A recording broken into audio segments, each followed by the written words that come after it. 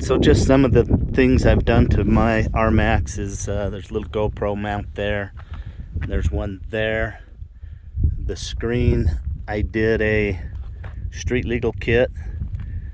When we get out riding, we often hit the oiled roads to get to our trails. And then the windshield. Windshield is good, it's nice, it has the vents down in the bottom you can open up and get some airflow.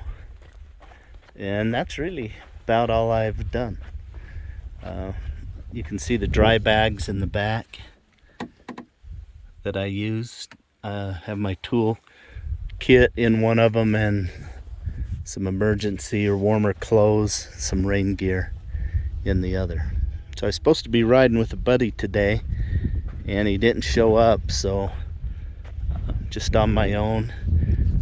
My family, they're down a little lower. We're camped about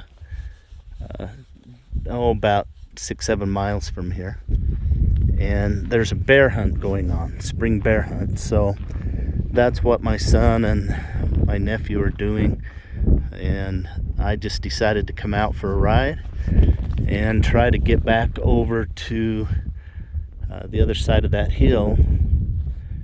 And that's kind of familiar territory for me.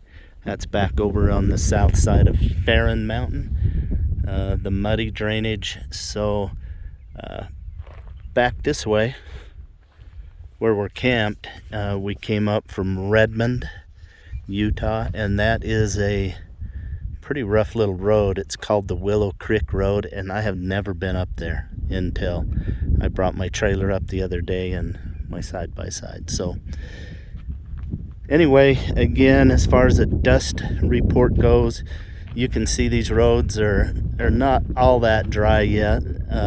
They're dusty, and so far I think this mesh screen has made a difference.